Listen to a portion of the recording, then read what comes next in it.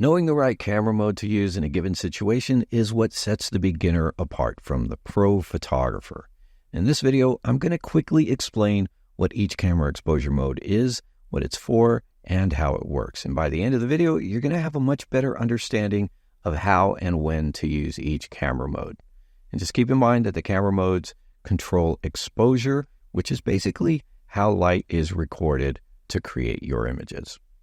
All right, so before we dive into the different camera modes, let's just take a moment to talk about what exposure actually is. In photography, exposure refers to how bright or dark an image is. I mean, this is an oversimplified definition, but getting the right exposure means that your photo isn't too light, where the details are washed out, or too dark, where the shadows hide important details. So there's one caveat. The so-called right exposure or correct exposure is very subjective. You might intentionally want your image to be brighter or darker than normal in some cases. Exposure is controlled by three key settings. That's aperture, shutter speed, and ISO. And these three settings form what we call the exposure triangle. And each of these three settings plays a really unique role in the triangle. Now, aperture controls the amount of light entering the lens. Shutter speed controls how long the camera's sensor is exposed to the light. And ISO adjusts the sensor's sensitivity to light. Now, there are more precise technical explanations for these settings, but it's useful to think of them in these kind of simple ways. Now, the settings are interdependent. So if you're taking a photo and you change one of these settings, you're going to have to change one or both of the others just to keep the exposure in balance. So understanding exposure means knowing how to adjust these settings to get the look you want, whether you're in bright sunlight or a dimly lit room, and it's all about just keeping settings in balance. Okay, before we get into the explanations of each camera mode, just keep in mind that different manufacturers have different ways of handling these modes. And we're going to cover them more or less generically here, so make sure you check your manual to see exactly how each mode affects different exposure settings and other functions with your camera. All right, so getting into the actual camera modes, let's start with auto mode. Auto is the fully automatic mode on your camera. And in this mode, the camera makes all the decisions for you. It chooses the aperture, chooses the shutter speed, and the ISO, and even white balance. Auto is good for beginners or when you need to take a quick snapshot without worrying about any of the settings. But here's the catch. While auto mode is pretty convenient, it takes away your creative control. The camera might choose settings that don't give you the look that you want. And here's an example. If you're trying to get a nice blurry background in a portrait, auto mode might not get you there because it doesn't prioritize depth of field. So in terms of the exposure triangle, aperture, shutter speed, and ISO, auto mode takes control of all three. So auto's a good starting point, but as you move past the, ultra beginner phase, you're going to want more control to get exactly the results that you're looking for. Next up is program mode, or P mode. And this is what we call a semi-automatic mode. In program mode, the camera still chooses the aperture and shutter speed for you, just like in auto, but the difference is that you have control over some other settings like ISO, white balance, and exposure compensation. Now, program mode is good for general photography when you want more flexibility than auto, but without going full manual. So if you're in a hurry, but you still want to tweak some of the settings, you might want to be using P mode. In the context of the exposure triangle, P mode allows you to control ISO manually, while the camera automatically adjusts the aperture and shutter speed based on that ISO. And you can also shift the balance between aperture and shutter speed to prioritize one over the other while still keeping the exposure consistent when you're in P mode. Next up is one of my favorite modes, and that's Aperture Priority. And yes, this is a mode that's commonly used by professionals. A lot of people will tell you professionals only use manual mode. That is not true. Okay, so aperture mode is also known as A or AV mode, depending on your camera. And in this mode, you control the aperture, which is the size of the opening in your lens. The camera then adjusts the shutter speed automatically to match your chosen aperture for proper exposure. Aperture Priority mode is great for when you want to control the depth of field in your photos, which is how much of the scene is in focus. For example, in portrait photography, you might want a shallow depth of field to blur the background and make your subject stand out. And by setting a wide aperture, you can achieve that look.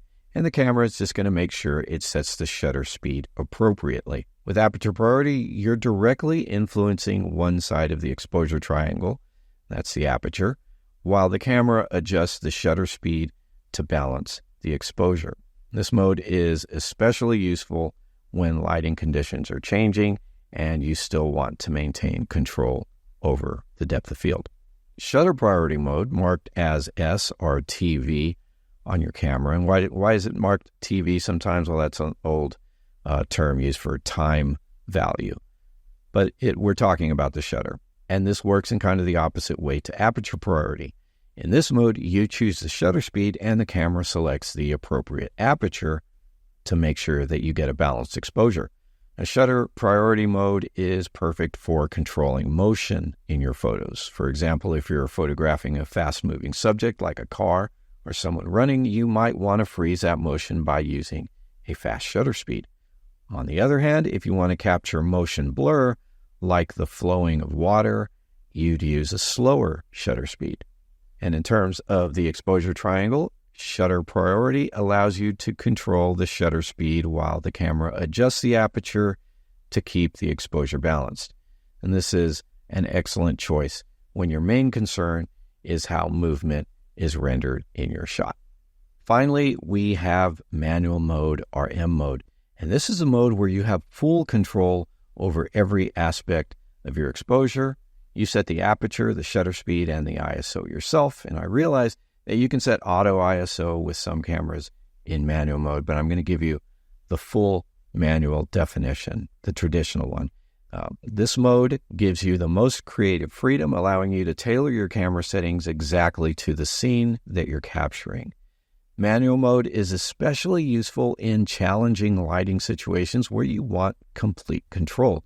For example, in a low light environment, you might need to adjust all three settings, aperture, shutter speed, and ISO, if you want to avoid underexposure or overexposure. It's also the go-to mode for photographers who want to experiment and push their creative boundaries, or if you want to do studio quality flash photography. In the exposure triangle, you're controlling all three corners, aperture, shutter speed, and ISO. This mode requires way more knowledge and experience than, let's say, something like auto, but it's incredibly rewarding once you've mastered it. It is the best way to ensure that your photos turn out exactly the way that you envision them. Now, if you're really interested in learning about how to use manual mode like a professional, and you want to learn how to take studio quality photos using flash, I highly recommend you download my free guide, the 10-minute guide to off-camera flash. This is going to get you on the fast track to taking beautiful portraits with your flash. This free bonus bundle also includes the very handy camera bag checklist, photo shoot notebook sheet so that you can have a convenient way to jot down your lighting setups and all your settings for a particular shot. And this is really a great way for you to build up your own lighting recipe notebook. Plus, you're also going to get a couple of model release templates that I use for my portrait shoots. So make sure that you click the link in the video description below to get all of this for free. Now let's take a quick look at some of the special and creative modes that your camera might offer. And these modes are designed to simplify shooting in specific scenarios by automatically adjusting the settings for you. For example, you might find that there's a portrait mode that sets a wide aperture to blur the background, or a landscape mode that keeps everything in focus by using a smaller aperture. And there are also modes like night scene and sports and macro, and each of these are optimized for different situations. Now, these modes can be really handy, but they do limit your control over individual settings. The camera makes the decisions for you based on what it thinks is going to work best, which can be useful in a pinch, but might not always give you the exact results that you're after. So these creative modes are really great for quick and easy shooting, especially if you're brand new to photography, if you're still learning, or you you just need a fast solution. But as you become more comfortable with your camera, it's more than likely that you're going to find that these modes don't offer enough creative control. Now that we've covered the basics of exposure and camera modes, let's just talk a little bit about how flash photography adds a whole new layer of complexity. So when you introduce flash into the equation, you're no longer just dealing with natural or ambient light like we've been talking about. You're also having to manage the light from your flash. And flash can really be a game changer in tricky lighting situations, but it does require a good understanding of how it interacts with your camera settings. For example, when you use flash, your shutter speed often has to be within a certain range to sync with the flash.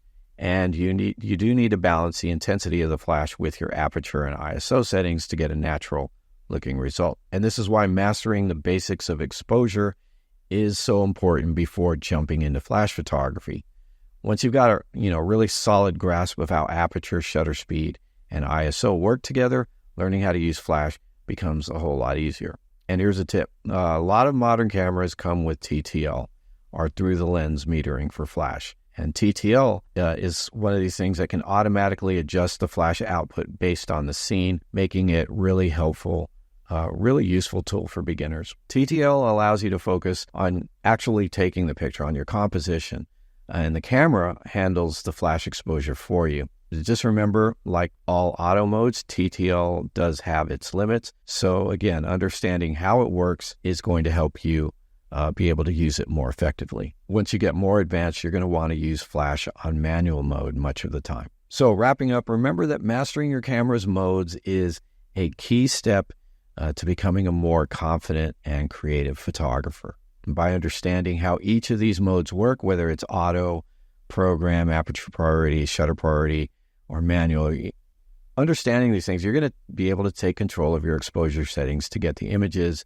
to look the way that you want them to. Definitely experiment and see what works best for you in different situations. The more you practice, the more intuitive it's going to become. And as you gain confidence, you're going to find out that knowing how to adjust your settings is going to make all the difference with your photography. So take what you've learned today, get out there and start shooting. Because, the best way to grow as a photographer is through experience. So keep learning, keep experimenting. Most importantly, keep creating. Hey, make sure to like, subscribe, and comment on this video. That's about all I've got for you today. I'll see you next time.